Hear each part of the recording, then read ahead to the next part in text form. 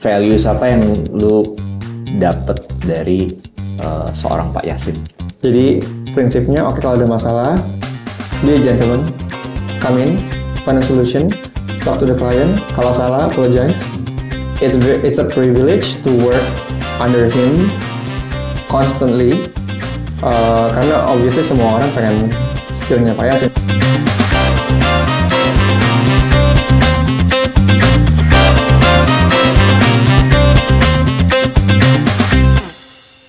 Episode 106 Habitus Podcast dengan Marcelo Dekaran. And I think by the way gue Sumitra dan Kelvin Setiawan dari Tuscany. Marcelo Dekaran, seorang arsitek yang memilih jalur dedikasi unik. Berlabuh selama 15 tahun di satu firma bergengsi, yaitu Kiat Architects. Demi belajar langsung dari tokoh legendaris Pak Yasin.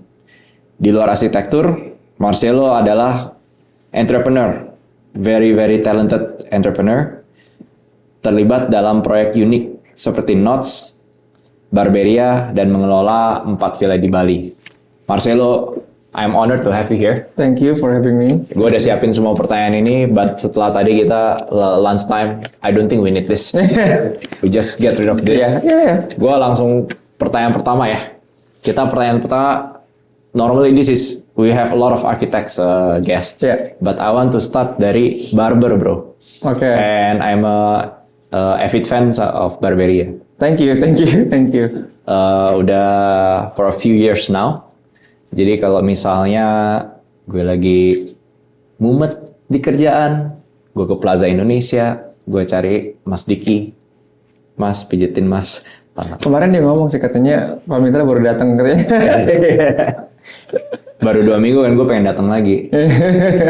Hari Senin kita udah. But tell us about Barberia to start with, bro.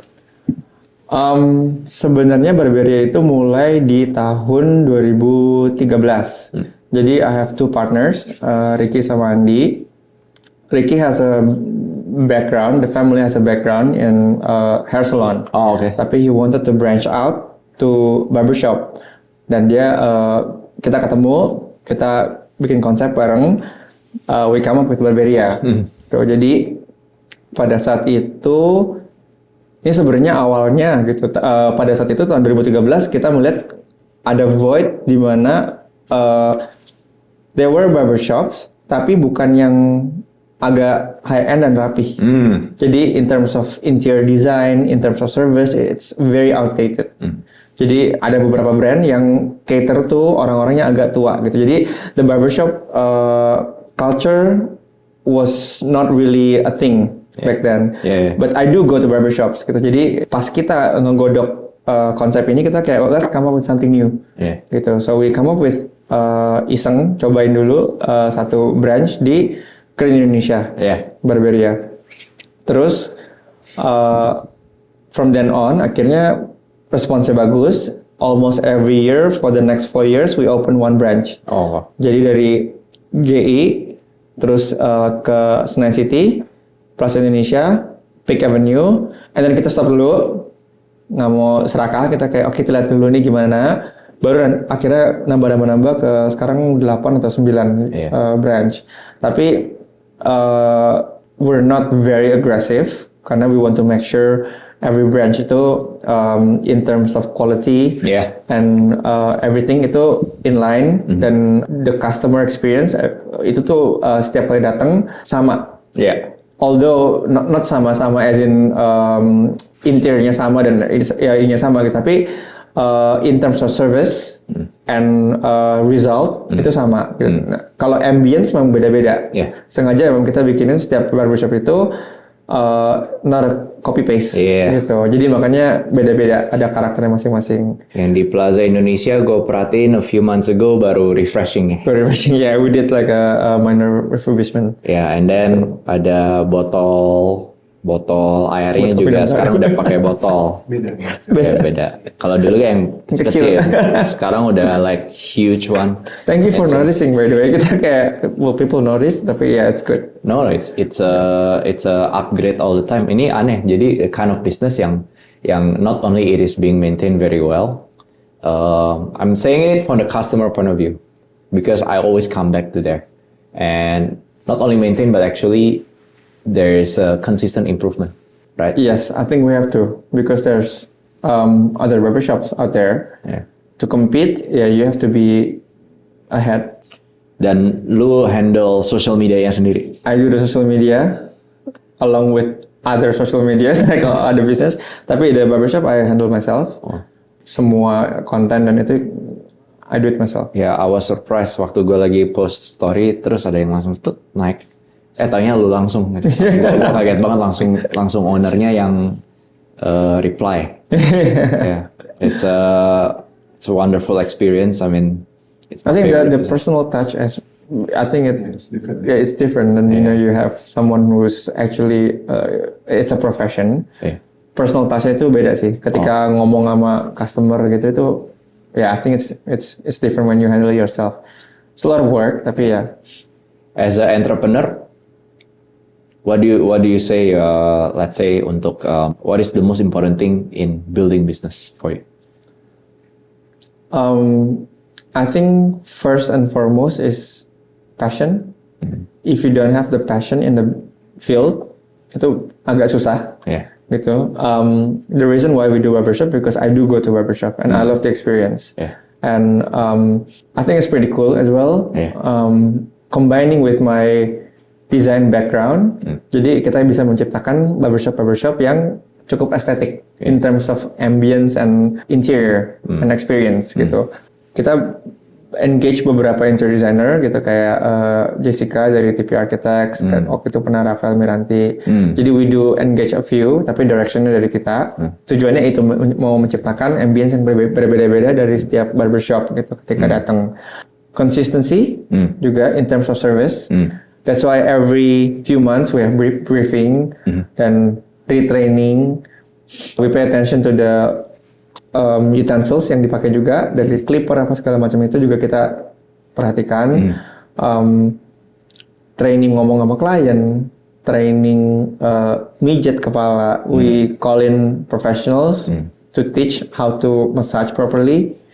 I think for people overseas, this is something new as well because it only happens in Indonesia or like maybe Asian countries. Tapi it's only like 10 minutes, tapi it makes all the difference. Oh, gitu. 100%. I have foreigners friends from Europe. They're like, wow, this is something that you will never get in Europe. You know, when in Europe you do minimal talk, you get a haircut, and then paling baik dia bilang the best you can get is a slap in your head, get out. You don't get a massage gitu. Jadi itu yang ngebedain kita sih dari awal. Memang kita set up mau create an experience, not just like a haircut.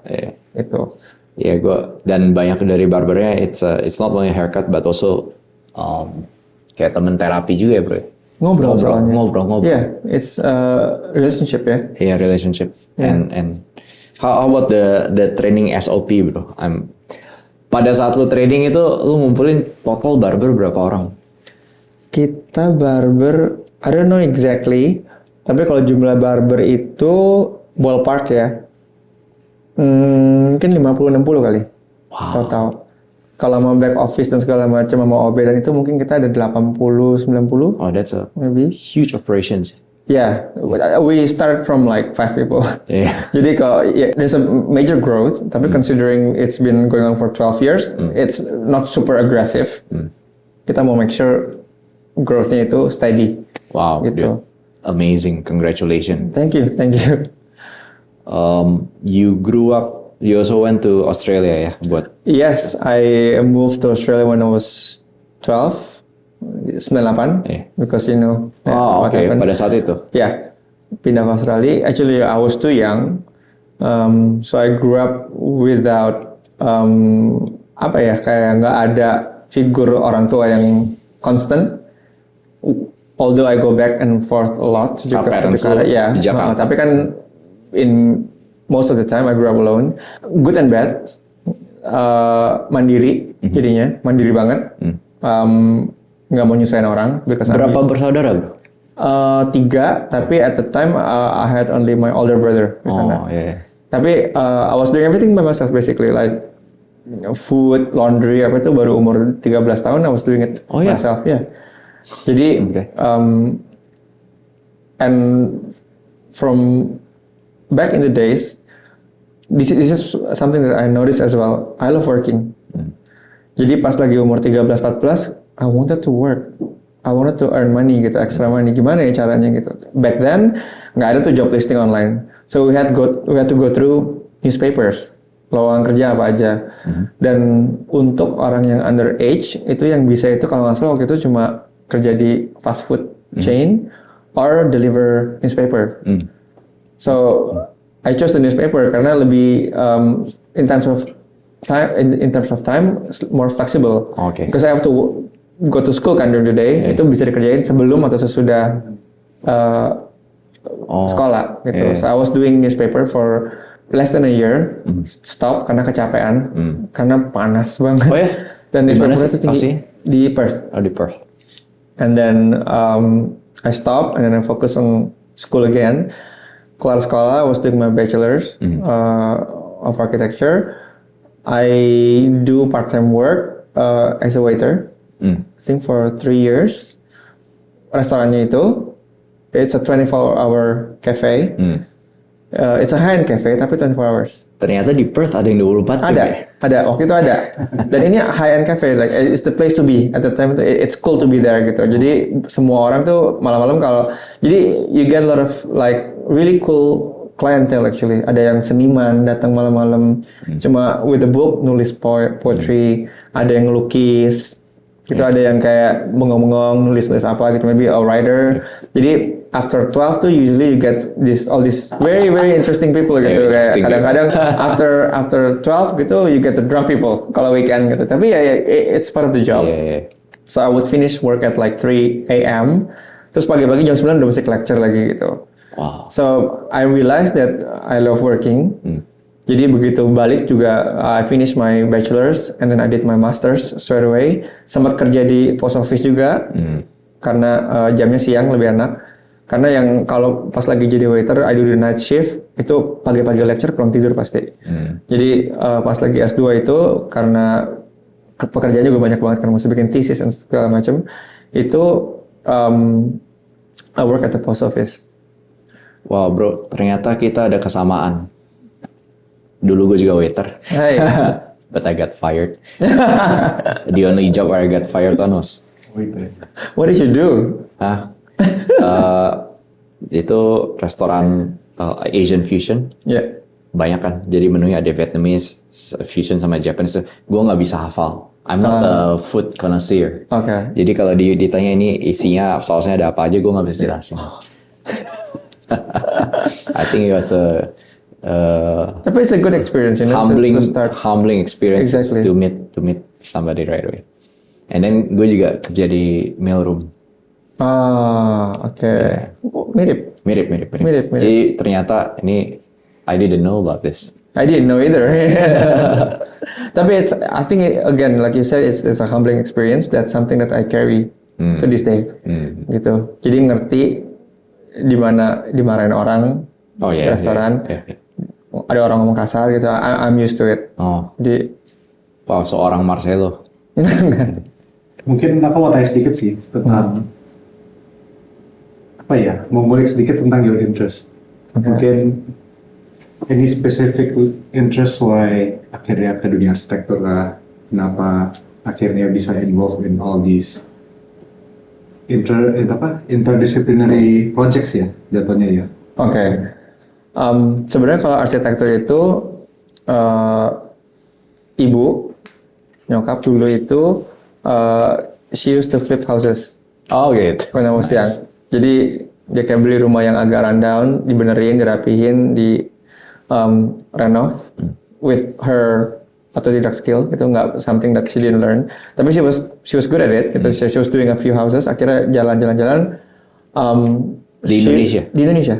She used to take me to construction site when I was young. I don't know if she knows. I've never told her this. Tapi I think that was the first experience to architecture. Terus kayak merasa lucu juga ya, menarik ya, kayak karena arsitektur itu you're creating something that would last a long time. Jadi karyanya itu akan dinikmati lama. Jadi kayak it's like a monument gitu, walaupun ya nggak skala monument, tapi it's something that is long lasting.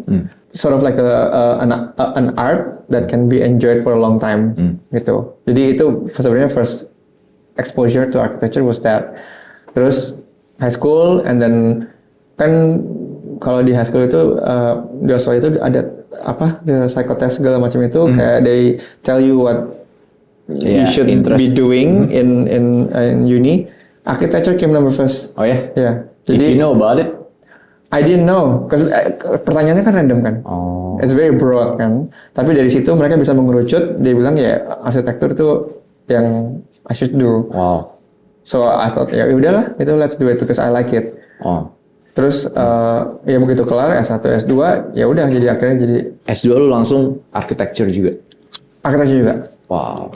Jadi kelar S2, pulang ke Jakarta, kerja dengan Pak Yasin, and then sampai sekarang. Balik tahun berapa? 2010. 2010. Ya, we started quite similar ya. Gue balik 2009. Yeah. Tapi lu langsung di Fiat. Yeah. And yeah, I think I started Habitus 2013. Oh, okay. I think we met what 2015, something like that. Yeah. Yeah, about 10 years ago. You stayed 15 years and ongoing with the it's very consistent. Ya kan? And I can see why. And there's a lot of discipline. There's a lot of values that you gathered from my mentor, without him knowing he's my mentor juga, because I like to learn a lot from him from afar. I read his books. And values apa yang lu dapet dari seorang Pak Yasin?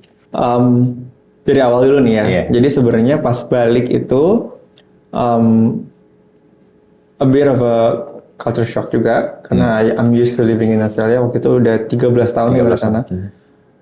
So at one point I was 25, 13 tahun di sana, 12 tahun di sini. Jadi kayaknya lama di sana sempat. So I had to adjust back when I return. Terus awal-awal itu ngeliat, I browse firms and I see which ones I like. I send CVs, nggak ada yang balas. Sampai at one point I was so desperate, I sent like 50 CVs to 50 different firms. Yang pada ngebalas tapi semuanya bilang lagi nggak butuh orang. Those people malah sekarang jadi kenal malah, dan they don't know. Mereka nggak tahu karena ini 12 tahun yang lalu. Tapi ada beberapa banyak arsitek yang terkenal yang I apply tapi nggak nerima gitu. And I have a friend, someone who I will never forget what she did. Fitri ya namanya. Jadi dia kebetulan baru selesai ngelarin rumah sama Pak Yasin yang bikin rumahnya. And then I asked her, "Vi, do you know anyone who's looking for an architect, because I'm looking for a job?" And she's very kindly contacted Pak Yasin. Yeah. She texted him, "Pak, do you need anyone? Because I have a friend who just finished his masters from Australia and he's looking for a job." Gitu. Oh ya boleh, kebetulan lagi nyari nih gitu. Dipanggillah ke kantor. I will never forget that moment because she changed my life. That small text, cuma nolongin gitu doang, itu ngerubah hidup gue dari titik itu sampai sekarang. Jadi dari situ gue belajar, gue akan selalu ngebantu orang, even though it's a small thing, or like trying to connect people, or like when someone needs help. That was a big lesson for me di situ. And then I met Pak Yasin. Awalnya I will work for him. I want to absorb his skills. Obviously, he's amazing. He's done so many amazing work around Indonesia, abroad as well. It's a privilege to work under him constantly.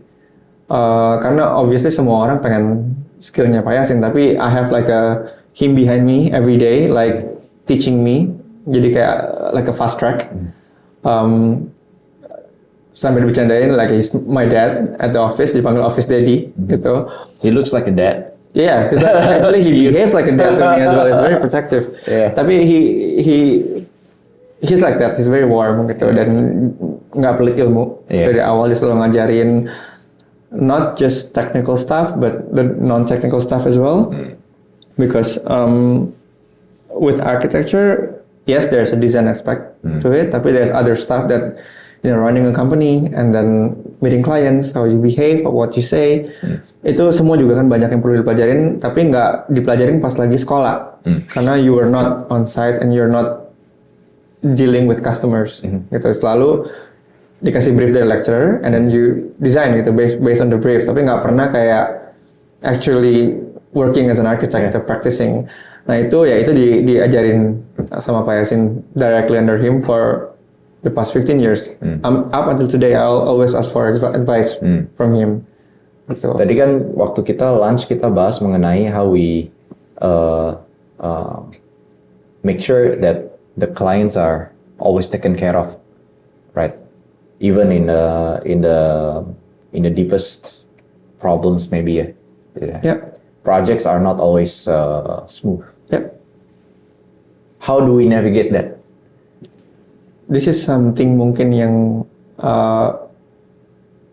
mungkin Pak Yasin juga nggak tahu sih, tapi dia nurunin ke kita yang lebih muda. As an architect, he's been practicing over 40 years. Dia nggak pernah punya dispute sama klien. Dia nggak pernah ada omongan buruk tentang dia di luar. Jadi prinsipnya, oke, kalau ada masalah, be a gentleman, come in, find a solution, talk to the client. Kalau salah, apologize. Pokoknya yang kita jual itu kan service. Yeah. Nunduk aja. Gitu. Just make sure they're happy with the result. Do as best as you can. And then ya udah ya, yang penting di luar nggak ada omongan buruk tentang kita. And I think that's part of how he can manage to do what he does for such a long time. And people respect him. Yeah. Gitu. And gue juga while preparing for this podcast, I did some research. Pak Yasin juga bilang jangan mempergunakan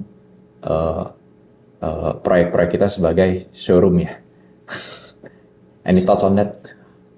Biasanya itu arsitek atau desainer, of course they have ego kan. Gitu. Nah, I have nothing against that. Itu banyak arsitek yang punya ego dan which is actually good. It's good. Yeah. It's good. It's very, very positive. It's good. It's just so happen that our clientels, kita kan banyak ngerjain residentials sama ya hotel. Itu residentials mostly. Residentials itu I think it's very different because it's very tailored to the person who lives in. Yeah. So I cannot really super push my idea, tapi mereka nggak nyaman. I see. Because when we hand over, ya kita udah selesai. Mereka yang tinggal tiap hari gitu. Tapi they have to be happy to be there, right? Yeah. Nah jadi we have to find the balance between their request, their needs, and we have to find a solution, design solution ya. Jadi misalnya ada permintaan apa, ya kita nyariin solusi yang tetap baik, design wise, without compromising the whole concept. Yeah. We try to offer gitu. Yeah. Tapi at the end of the day, they have the final say. We can only suggest, tapi mereka yang akan decide. Yeah. Gitu. Gue mau bahas balik lagi ke entrepreneur, cuma sebelum kita bahas lebih mendalam, we take a quick break. Oke. Ya. Ya. Can you tell us more about? Jadi sebenarnya juga itu ada andil di mana awalnya itu Barberia namanya lumayan cepat terdengar. Itu karena tahun 2013 ketika Pak Jokowi baru pindah dari Solo ke Jakarta, diangkat sebagai gubernur, itu kita kebetulan ditunjuk jadi barbernya beliau. Jadi ada satu hari rumah dinas gubernur itu kan di Menteng. Mas Kaisang jalan-jalan ke GI. Nah kita tuh baru buka 3-4 bulan gitu. Terus dia minta kartu nama. Dan dia pun baru pindah ke Jakarta gitu karena kan ayahnya baru pindah dari Solo. Kebetulan pas pulang Pak Jokowi nanya ini nyukur di mana karena dia nggak ada langganan di Jakarta gitu, barbernya tukang pangkasnya di Solo. Nah kita di kontak sama salah satu ajudannya gitu. Nelfonnya ke barbershop akhirnya directed it to me. I called, terus dia bilang iya nih Bapak perlu cukur. Ini kalau boleh tahu siapa ya? Ini Pak Gubernur. Hah, Pak Jokowi. Iya. I was a fan gitu kan, waktu itu kan baru pindah ke Jakarta, he was doing very well di Solo kan. 2 tahun ya dia gubernur ya? No, not even. Not even. I think a year. Oh iya. Kalau nggak salah election pertama itu 2013 ya? 2013. 2013. Ya beneran kayak setahun lah. Iya. Kita nyukurin beliau sebagai gubernur itu 6 bulanan lah, Oke. kalau nggak salah. Nah terus dia bilang iya nih buat Pak Gubernur. Bener bohong sih, atau dia was a hoax kan, tiba-tiba orang random gitu kan, sini aja kalau nggak percaya, kata dikasih alamatnya. I googled, oh ternyata bener tuh rumah dinas gubernur gitu. Jadi I thought was nothing to lose, pergi aja kan. Jadi kita bawa first time. Itu deg-degan. Ini baru ketemu gubernur loh. Berapa orang? Apa tuh? Lu ke situ berdua sama barber. Ini baru ketemu gubernur deg-degan waktu itu. 12 years ago berarti ya. Kita ke sana, disuruh nunggu, pas keluar, bener Pak Jokowi. Wah, ketemu beneran nih gitu. It's very friendly, ngobrol gitu-gitu. Lu ingat gak pertama kali dia, is there anything that he said? Sebenarnya Pak Jokowi nggak terlalu banyak ngomong sih kalau lagi itu. Lebih kayak just like chit chat gitu, nggak banyak tektok karena beliau kan menghadap ke kaca sambil dicukur, and I would sit a little bit at the back supaya nggak ganggu. I would help with like kalau lagi masang cape, lagi cabut gitu, I will move forward and like help the barber. Tapi I don't remember the first thing we chat. Tapi it was very basic, kayak formality aja. Cuma throughout the years jadi lebih banyak ngobrol karena kan ketemu hampir tiap bulan ya. Yeah. Biasa beliau tuh 4 sampai 6 minggu lah cukurnya. Yes. Nah terus 6 bulan jadi gubernur, tiba-tiba di-elect jadi presiden. 1 hari sebelum pelantikan, malamnya itu kita disuruh standby di rumah gubernur. Karena pas mau pelantikan mau rapih gitu kan. Kita udah nungguin 3 jam, akhirnya di-cancel. Oh. Karena beliau harus safari, muter nggak keburu akhirnya. Jadi pas nyukur pertama itu rambutnya nggak rapi. Pas inauguration pertama rambutnya itu berantakan sebenarnya karena belum dicukur. Jadi kita kayak nonton di TV, kita kayak wah nggak rapi gitu. Tapi kan karena nggak ada waktu gitu kan. Karena lu sebagai pelaku lu perhatiin gitu. Berarti kalau orang mungkin nggak ngeh gitu. Tapi kita oh ini agak kurang rapi nih karena udah lama nyukur gitu. Karena disibukkan kampanye segala macam. Terus pas pindah ke istana besokannya kita udah mikir kayaknya kita nggak bakal dipakai lagi nih. Maksudnya istana pasti kan ada protokolnya mereka, ada kayak barber sendiri mungkin nggak tahu lah gitu. Hari pertama pindah ditelepon. Which is the next day from the day before I was waiting at his house gitu. Ditelepon, datang dong. Sekarang bisa nggak ya? Oh iya bisa ke istana. Iya ke istana. Waduh, ini Lu udah pernah ke istana sebelum itu? when I was like 6, 7 karya wisata sekolah dulu masih kecil. Tapi since then nggak pernah lah. Nice. Nggak pernah mimpi apa bisa ke istana gitu kan. Kira dipanggil ya udah akhirnya ke istana. Itu it's another experience, kayak out of body experience, kayak kita masuk ke istana nih gitu, and then you meet president. Ini bukan gubernur lagi nih, presiden gitu. Jadi kayak raja terakhir. Jadi ya it was a really really interesting experience, and we do a lot of chit chats. Meetingnya itu di ruang apa bro? Ruangan apa? Hari pertama kali datang, yang pertama kali kita ke Istana Negara, itu disiapinnya di kalau nggak salah di namanya Wisma Nusantara apa gitu. That's the place where when the relatives come in, they stay in that wing gitu. Itu pertama kali. Bahkan itu hari pertama pun pas Pak Jokowi masuk, nah ini gue ingat banget, beliau aja belum familiar sama tempatnya. Beliau kayak, ini ruangan apa ya gitu. Karena memang hari pertama masuk gitu, dia juga belum tahu. Baru dijelasin sama pas pampresnya gitu, ini ruangan ini gitu. Nah terus tapi setelah itu akhirnya disiapin ruangan yang agak dalam sih di Istana Merdeka ya, yang dalam deh pokoknya. Nah itu dekat sama bedroomnya beliau, tapi ada ruangan spesial kecil doang, ruang tunggu sebenarnya sih. Dan Pak Jokowi kan nggak ribet ya, jadi memang dia tuh ya asal ada cermin sama kursi, he's fine. Dia orangnya kan super humble gitu. Dan di sana pun care, nggak pakai alas kaki gitu. Jadi memang ya disiapin ruangan, cuma just basic kursi sama chair, that's it. Yeah, the reason I was asking is dia prefer ruangan gede in the middle, which is kind of cinematic, bro, if you think about it. Yeah. Atau ruangan kecil. Yeah. Yeah. Jadi dia ya udah di ruangan itu selalu, di ruang kecil itu. And then lu ada sedikit-sedikit ngobrol gitu ya. Banyak ngobrol sih. Ngobrol-ngobrol ya about what's going on and stuff like that gitu. Ngobrol-ngobrol kecil lah.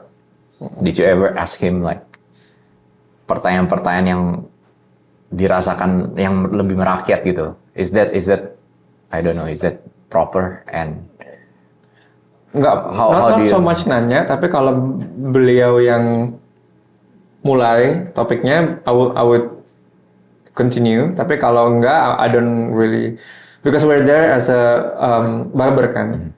Jadi I don't want to cross that line juga. Takutnya ntar kayak dia nggak nyaman, kita nanya-nanya apa-apa, tapi just friendly chats aja gitu. In fact, it's not only about that. Like pada saat kita ke Barberia, I do feel that it's very thoughtful. Semua topik-topik yang dibicarakan sama semua barbers. Barbernya itu kebetulan memang di tempat kita tuh udah pada senior semua sih, maksudnya kayak udah kerja lama. Jadi they know what to say, they know what not to say, gitu. Dan they know kalau customernya atau klien itu lagi kayak nggak pengen diajak ngomong, dia tahu tuh they can sense it, mereka akan lebih diem. Gitu. Sometimes they let me sleep. Yeah, I still fall asleep. Clippers itu kan kayak white noise ya kayak. I always fall asleep. Selain Pak Jokowi, figur-figur siapa lagi yang pernah dieksplor, digunting oleh Barberia? Menteri-menteri banyak, pengusaha-pengusaha juga banyak, ya celebrities, artis banyak sih, kita lumayan banyak. Anda udah pernah? Habis ini? Kemana ke Barberia? Let me know. Silakan. Ya, so tadi kayaknya off cam sempat cerita sedikit tentang barber ya. Ya, jadi my introduction to Barberia was also very nice. Jadi a good friend juga recommended me kayak, ingat gak pas kita di US kita ke barber kayak gini. Gue kemarin baru nih ketemu barber yang kurang lebih mirip. Ya udah deh, jadi satu hari itu yang PI mungkin baru ada 4 kursi, penuh semua kita barengan. Oh kita rame-rame. Such an experience sih. We always do that in Barberia Brawa di Bali. We always go to Bali together with friends kan. Sometimes ya inspection villa and stuff itu I would bring my friends. Biasa kita tutup barbershopnya kita rame-rame. We do everything gitu, dari haircut, beard, terus kan sekarang ada kayak ada bukan facial sih, lebih kayak. I wish I kayak. have beard, bro. Gue ada. Treatment please. You should try the anti-fatigue. Itu enak banget.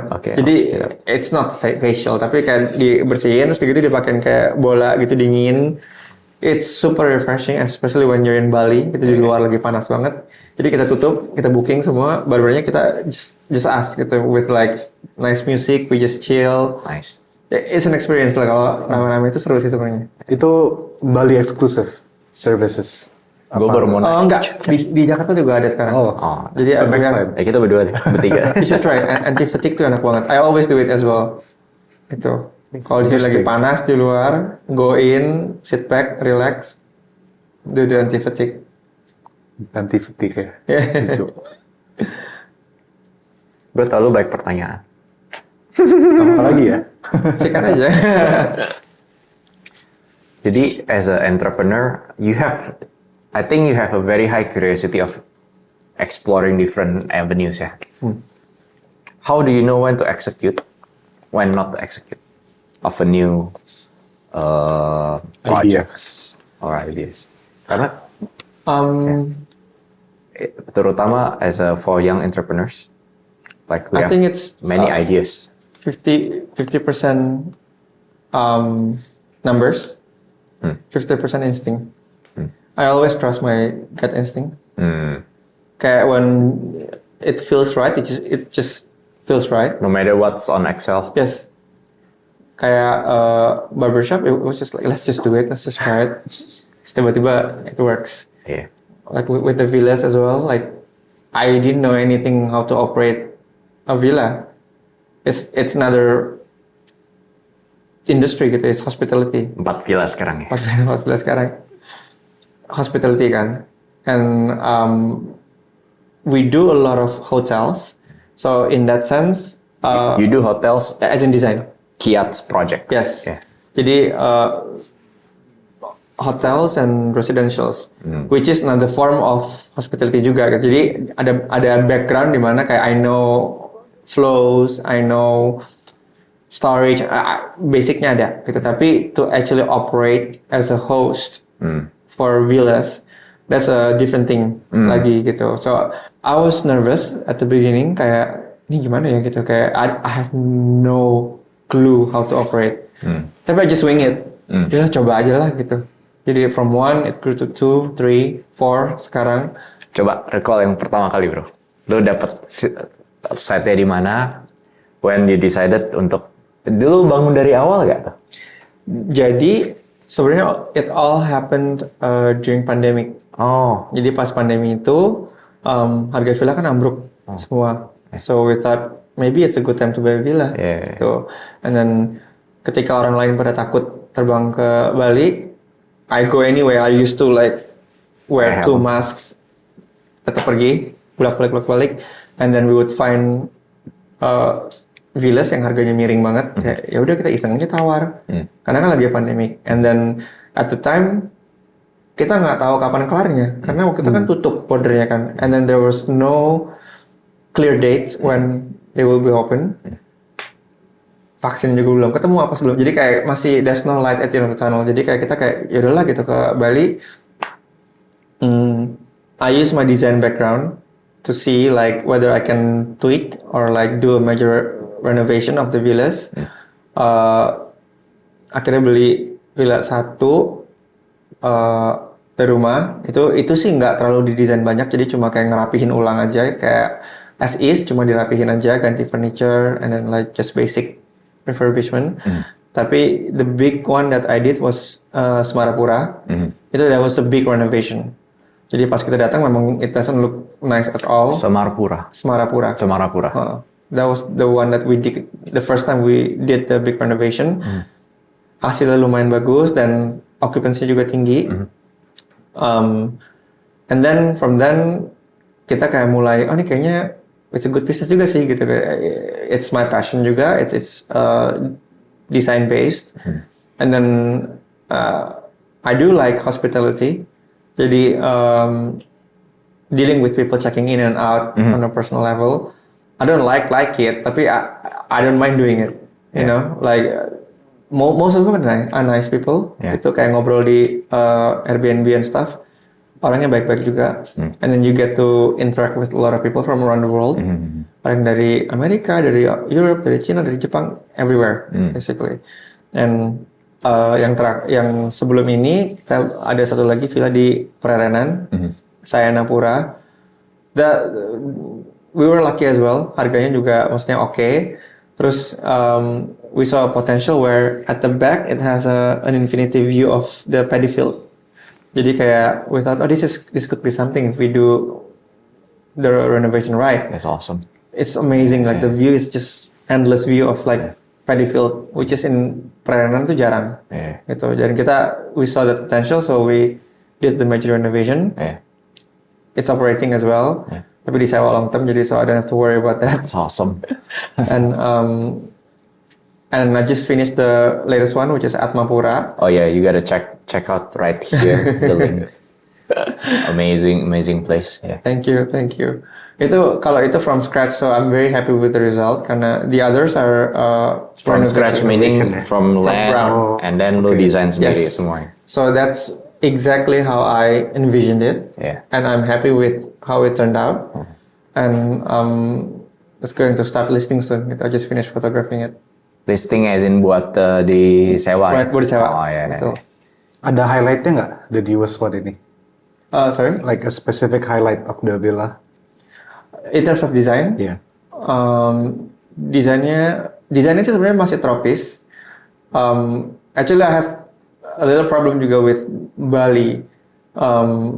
Banyak arsitek atau whoever from the design background, they just do like random modern villa with no like homage to vernacular architecture.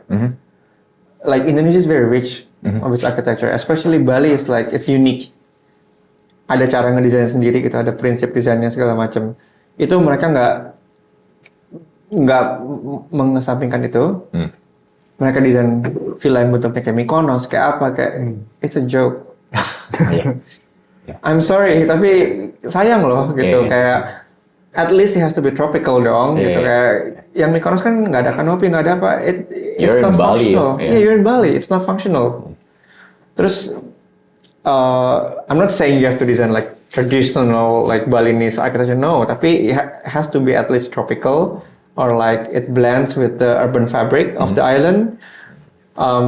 So I decided to do a modern take on the tropical architecture, which is still functional, nggak kayak yang putih-putih apa gitu, yang kayak Mykonos nggak. It's tropical, a lot of timber material we use, stone, natural materials. Jadi it still feel like island gitu. Rounded. Yeah. Yes, and the design is not crazy. It's super simple, actually. Like I always describe it as a quiet architecture that speaks loud. Jadi ini kayak nulis lagu. Kalau bikin lagu yang complicated itu gampang. Tapi kalau mau bikin yang simple tapi susah malah. with a nice riff, with a good hooks, that's really tough. Yeah. And I think And it's straight. it's timeless. Yeah. Jadi in 10 years, in 20 years, I can bet it still look okay. Did you design the furniture yourself? Yes. I like the seats. I like the kursi. Thank you. Itu ada local furniture maker. Itu kita tweak dari yang mereka ada, and then we combine with the color and the scheme and everything. With all these ideas, lu perlu meramunya berapa lama, bro? How do you get inspiration? Naik gunung dulu, atau ke Antarctic dulu? Manjat mungkin ya. Is that why you travel? I travel a lot. I love traveling, and I love. I saw you at Nepal. Yes. Nepal, Bhutan. I love traveling to all these places. Sampai pernah ke Chile, Patagonia, udah ke ujung ke Kutub Utara pernah. Jadi emang Udah pernah ke Kutub Utara udah mau. Ngeliat aurora. That was 14 years ago. Wow. Aurora. 12 years ago, ya aurora. Sekarang sih udah banyak yang kesana ya, tapi back then it was very rare gitu kan. But I love traveling, I love experiencing different culture, I love meeting new people. Terus I love to try new hotels karena again background kantor design itu hospitality and hotels, and I run villas now, so I learn how they greet their guests, what they prepare in the rooms. Sampai berapa handuk, itu kayak I pay attention to that, itu just to make sure that apa yang kurang, apa yang lebih I can apply to what we have in the villa. Marriott Bonvoy apps. Jadi I apply all those to the villa. Super personalized, awesome. Yeah, well it's good that I'm the client myself. Jadi kayak I know what I want and I know where to save up. Jadi kayak kalau I mean, it's good to have a client, tapi when you do it yourself, it's according to what you think is right. Jadi kayak lebih you have a freedom to design. I apply all those and then diterjemahkan dalam bentuk villa gitu. Tapi of course hitungan-hitungannya harus masuk juga ya. Itu as a business. So finding the balance between the two is it's not easy because sometimes as an architect you tend to choose the more expensive stuff. Yeah, that is what we call the balancing act. Yeah. So you have to know where to save up and then where to splurge a little bit. Gitu. Yeah. Jadi it's I mean at the end of the day it has to operate as a business. It has to be profitable. Karena if you at the beginning you spend a lot of money on construction, itu nggak akan balik uangnya. Nah, jadi sekarang pertanyaan selanjutnya, lo di Kutub Utara ngapain, bro? Lihat aurora. Oh iya. So I went there specifically to see the aurora di Norway, Tromsø, in the Arctic Circle. Okay. We went hunting for aurora. Segitu ya. Like closest city. Sorry? Closest city di kota paling Tromsø. Oh, Tromsø. Which is 2 or 3 hours from Oslo up north gitu. I've seen twice aurora. Sekali lagi di Iceland. First time di Tromsø itu kita belum ngerti cara ngelihatnya gimana. So we took a tour yang dijemput dari hotel basic lah gitu. Karena it was like over a decade ago. Terus 2016 I went to Iceland. I knew how to do aurora chase now. Reykjavik. Dari Reykjavik terus kita keluar the Golden Circle gitu. Tapi belajar cara ininya, so I know how to chase. Jadi di Iceland itu ada map for cloud coverage and then map for aurora gitu. Jadi bukan map buat aurora, strength of the aurora. Jadi, Strength of the aurora. Yes, The karena contrast. ada 0 sampai 10 kalau nggak salah. Makin tinggi makin kelihatan. Tapi kalau makin lagi tinggi pun kalau cloud coverage-nya banyak, you cannot see anything. Jadi at one point I was just like looking at the map, I saw like a big hole of like clouds. Mereka tuh per jam ada, sejam lagi nih area sini nggak ada clouds nih. And I check the aurora ini mirror, it was quite high. Let's go here. So I literally just like pinpoint di Google Maps. Let's go. So we went and we saw. Jadi going on a tour for aurora itu mahal banget, especially in the Scandif. I think it was over 10 years ago aja itu per kali dijemput itu kalau nggak salah 4 million. And it's not guaranteed you will see the aurora. So Dijemput mobil kan? iya kayak van gitu with like a group of people. So I was like, kalau malam ini nggak dapet, I mean you have to go again tomorrow. Udah jauh-jauh ke sana, kalau nggak lihat kan sayang banget kan. And then another 4 million. Ini maybe sekarang udah 8 juta kali. Itu was like over a decade ago. So at the time I was like, this is quite expensive gitu. If you have to do it for 3-4 times kan, buang-buang uang gitu. So pas lagi di Iceland, I learned how to do it myself. Akhirnya kita hunting dan dapat. I think sekarang udah ada aplikasi yang harusnya lebih mudah. Mungkin. Much better. Other places that you top 5 place that you've been to, your favorite place. Bhutan is number 1. Bhutan. Kenapa, bro? Okay, one of the reasons why I wanted to go there was because my favorite architect is Kerry Hill. Oh yes. He does a lot of Aman resorts. One of them is in Bhutan. So that image was used a lot during our study years. Kerry Hill used to go to my uni actually. Gitu. He did the commencement speech for my master's degree. So when I graduated, that was exactly 50 years when he graduated. Jadi he did the commencement speech. So that was memorable for me. And then I think his designs are really amazing, timeless. So which I find a lot in Pak Yasin as well, the influence. So jadi ada benang merahnya itu. Those two people are influential in the way I design. Kebutan itu tadinya I had no expectation, but I heard a lot of good things about it, so I went and then I want to go back again. It's so peaceful, the people are so nice. Apa ya, tenang, Terus there's a balance between nature and like nice architecture, not in a sense di kotanya atau apa ya, tapi like the apa istana rajanya, terus the hotels, they have a lot of 5-star hotels by the way, kayak Aman aja ada 6 kalau nggak salah, 6 apa 5 gitu. Gue ngeliat Instagram lo malah pengen ke situ sih. You have to. That's one of the places that I want to go back. Karena orangnya baik dan kayak everything is taken care of. You just do a private tour gitu with like 2 guides, udah diantarin selama seminggu di sana. Okay. And you become friends actually. Yeah. I'm still in touch with the guy, and I recommended him to many of my friends. Awesome. Really, Let me know. nice. I will. Bhutan, where else bro? Yeah. Ini I think maksud gue dari segi entrepreneur and as an architect juga. Oke, kalau Bhutan lebih kayak spiritual, and then I wanted to see the Aman yang di Bhutan.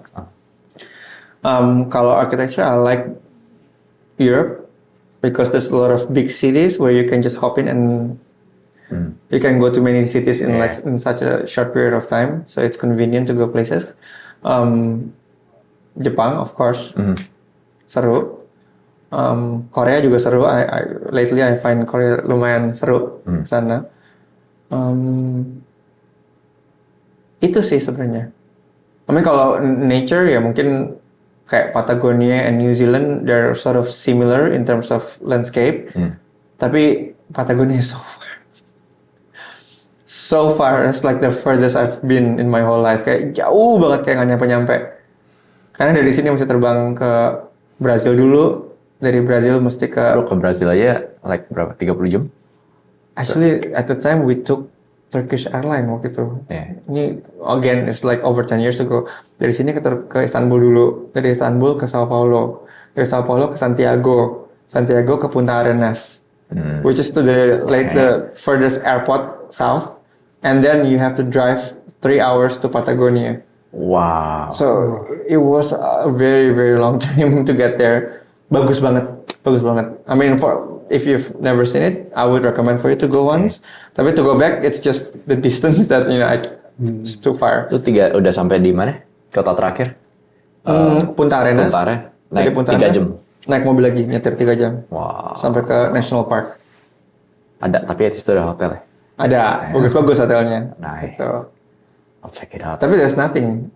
During the day, you see everything. Landscape-nya bagus banget. Ada binatang-binatang juga yang endemic to the area. Tapi kalau malam memang ya udah chill aja gitu di hotel karena nggak ada apa-apa. Yeah. It's nice. How long? Lo recommend berapa hari di situ? 5 days mungkin. You can do like 2 days of like just day trekking. Yeah. Let's do that, Enak man. banget. Nggak ada orang sama sekali. Benar-benar kayak just you and the nature. I need that. So nice. Very quiet. Gue hardcore banget, introvert banget ya. Yeah, I need that. Stres banget mungkin di Jakarta ya. And the stars, gila. Bersih banget. Nggak ada polusi gitu. Benar bagus banget. Bagus banget. Even in Bhutan actually, the stars are bagus banget. Bhutan harusnya cepet lah ya, nggak sampai 10 jam ya. Bhutan cuma 4 jam dari Bangkok. Oh, dari So direct flight itu dari Bangkok sama dari Singapura. Dari Bangkok lebih enak sih karena jamnya juga enak pagi, nyampenya siang gitu. Biar kalau ke kota-kota gede udah terlalu mainstream. Mainstream. Harus cari yang unik-unik. Nggak, I think like Just different experience. different. The thing is ya kalau as of if you have like family and kids, you might want to go to the yang udah established apa namanya, more commercial. Cuma kayaknya as a kalau sendirian atau sama teman-teman atau sama couple kayaknya boleh tuh. Dimulai di Bhutan. Bhutan, and it's quite spiritual as well. Karena mereka kan predominantly Buddhist, actually maybe all Buddhist gitu. Jadi ada prinsip-prinsip hidupnya itu yang mereka carry, which I think is really nice to know. Jadi di sana tuh hampir nggak ada crime sama sekali. Kayak mungkin once a year ada orang masuk penjara. It's very rare. Ninggalin barang ketinggalan juga nggak akan ada yang curi karena those type of people who are very kind to each other. Yeah. Carbon positif. Wow. Tapi karbon di Indonesia bisa dibeli kan? I gotta more research on that. Yeah. Tapi mereka produce more energy than they use. Jadi they have a lot of waterfalls dijadiin hydro power itu. Awesome. Terus di import ke India. Wow. Gitu. Makanya mereka juga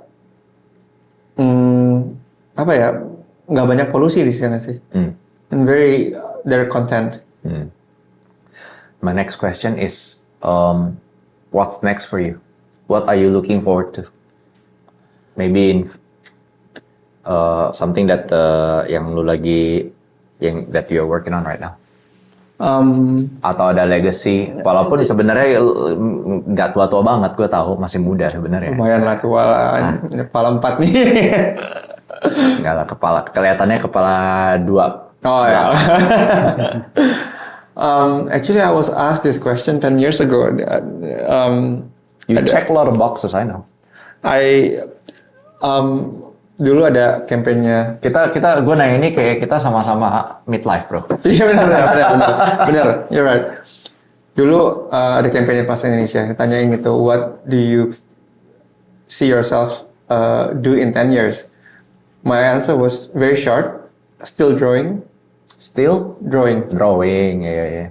And I'm still drawing 15 years later. Gitu. So if you ask me what I would be doing, I hope I would still be doing what I do, which is architecture first. Other entrepreneurial stuff can still go on, tapi I will never leave architecture because it becomes like a passion sih sebenarnya. And then there's kepuasan tersendiri ketika projectnya kelar, and then you see it in person. It can be quite overwhelming as well. Kayak like this, for example, the villa that I designed itu pas jadi, you just stand there and you're like, wow, it was just like sketches, last year, and then tiba-tiba berfungsi and it operates as a villa. Gitu. There's a lot of work that was involved, tapi ada kepuasan tersendiri ketika itu jadi gitu. So mungkin kalau legacy, I think it's too early for me to say legacy because I haven't achieved too much. But what I wish maybe for younger architects is to not leave our vernacular architecture, or at least pay respect to what we have. Karena lama-lama kalau nggak tergerus hilang, gitu. Karena it's very unique, Only we have it, arsitektur Jawa, arsitektur Bali, like all these places, mereka punya arsitektur sendiri-sendiri. Kalau nggak di preserve, itu hilang lama-lama, gitu. I'm not saying you have to design like a joglo atau apa, tapi at least pay homage. Pay homage. Shape atau color or little things. At least that's something that says Indonesia, or like at least in the future we can say, oh, this is contemporary Indonesian architecture, gitu.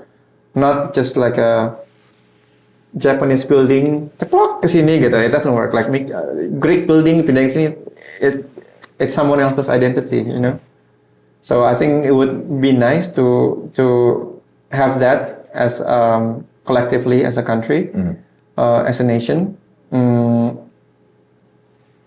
arsitektur yang punya identitas. Gitu. Okay, moving on to the last section. Tadi kan sudah diceritain dikit ya, mungkin about your journey as an architect, sampai gak lama belakangan ini juga jadi guest architect untuk Art Jakarta. Oh iya. Ya, mungkin bisa ceritain dikit what you did. Oke, jadi kalau Art Jakarta itu setiap tahun mereka memang invite architects to design their VIP lounge. Tahun ini kita diminta desain VIP lounge untuk Art Jakarta along with FAR Architects. Jadi kita collaborate. It's very interesting karena jadi satu space dibelah dua gitu. Kita disuruh desain masing-masing, and then we meet. Somehow we complement each other desainnya gitu. Jadi nggak saling competing or anything. No, itu antara kiri sama kanan itu there's a balance, dan we present different style of lounge, tapi somehow it reads as one. Jadi kayak itu is by accident, tapi ya it worked quite well di situ. Jadi akhirnya ya we spend some time on the concept. I invited my friend Atre he's an artist actually. He's a painter. I asked him. His usual paintings are quite colorful. I've seen one that he posted that is almost monochromatic, only like 2-3 colors. So I challenged him. I said, Tre, aku ada project ini buat Art Jakarta. Tertarik nggak untuk collaborate? Tapi my request is only one gitu. Can you produce a painting that is only like 2 or 3 colors? Yang I told him timnya itu kayak semi indoor outdoor. Jadi there will be a lot of plants. Jadi ada hijaunya gitu. Terus dia mikir-mikir kayak oke, bisa. Jadi so I invited him to collaborate. Also Satya from Lark Architect. He's really good with plants. So I asked for his advice, and he's like, okay, don't worry, I'll take care of it. Jadi kayak agak tenang karena we've worked in so many projects as well, dan I know his taste. He's got really good taste. Pokoknya dia bilang udah tahu beres aja. Oh ya udah, oke gitu. Terus enaknya punya partner kayak gitu ya. Enak banget, and I'm actually quite blessed with all my peers, kayak interior designer, landscape designer, lighting designer, semuanya tuh baik-baik. And I actually quite like sih this is something I discussed with my friend from Italy as well.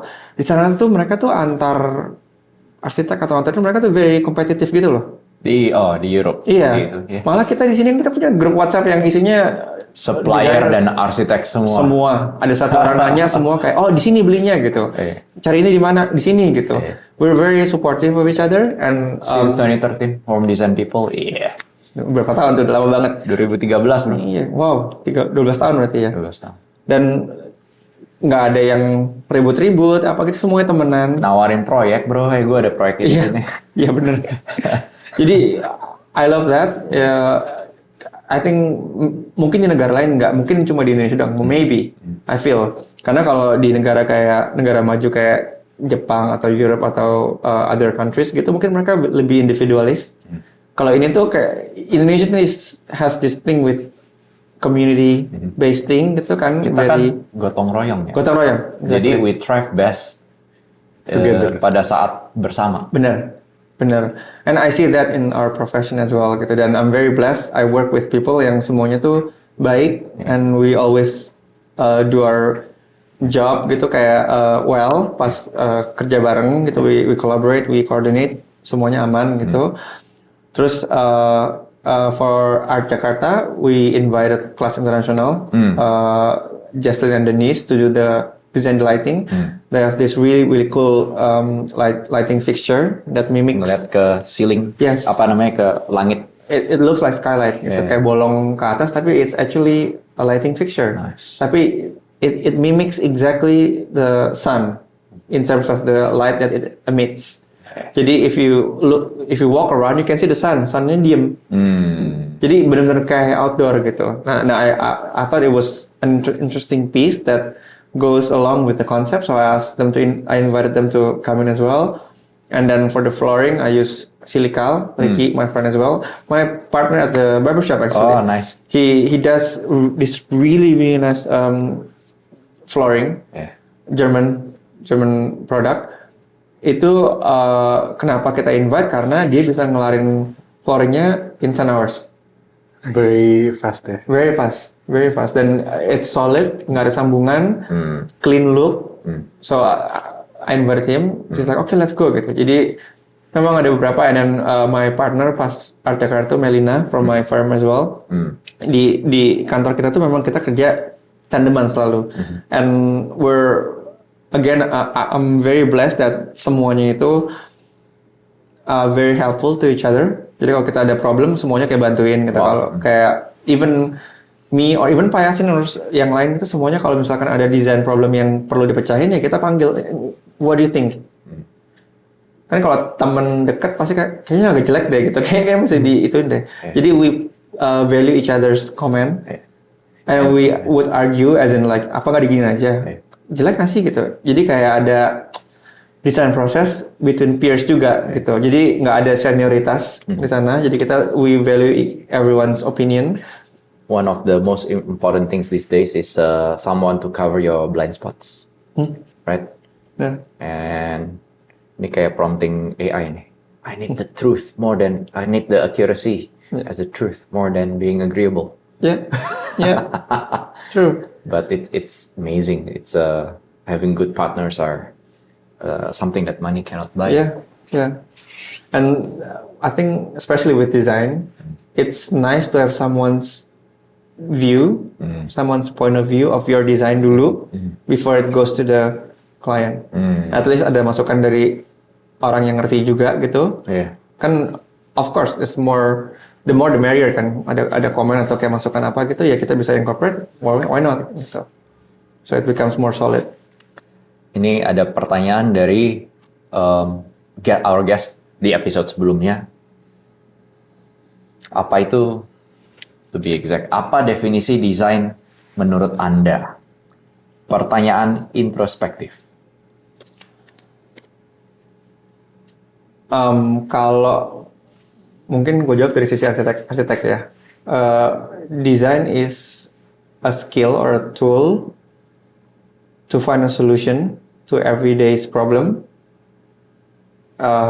Tapi secara estetik. Itu karena the essence of architecture, like the history of architecture, at the beginning of architecture, itu kan sebenarnya to protect us from elements. So it's very basic. Cuma kayak roof, nutup supaya nggak kena hujan, nggak kena matahari. Jadi there's no aesthetic. Design is the evolution from that. As we progress, we know how to protect ourselves from the elements, tapi indah. Nice. I like that. Apa pertanyaan lu untuk our next guest? What should designers or people who are from the design background contribute to Indonesians' identity? Awesome. That's a good question, man. Did we miss anything that yang kita belum bahas? I think we covered all. Yeah. Anything that you want to highlight, bro, before we... No, I think we've done a lot. We could Thank go you. on. Thank you, Marcelo. Semoga nggak kebawelan ya. It's an honor to have Thank you. It's an honor to be here. And I think this definitely will not be the last. Gue bakalan undang lo lagi for sure. I'll come back. Kita mungkin di Butan. Boleh. Or in Atau my di villa. villa lu. Yes. Let's do it. Let's do it. Yeah. Ini akhirnya kejadian nih. Kita udah berapa lama ngomongin podcast tadi? Udah berapa rounds punya gunting rambut lah ya. Pokoknya tiap kali gue gunting rambut ingetnya Marcelo. Oh, thank you. Honor. Thank you so much. Episode 106 with Marcelo Dekaran of Tiap Text.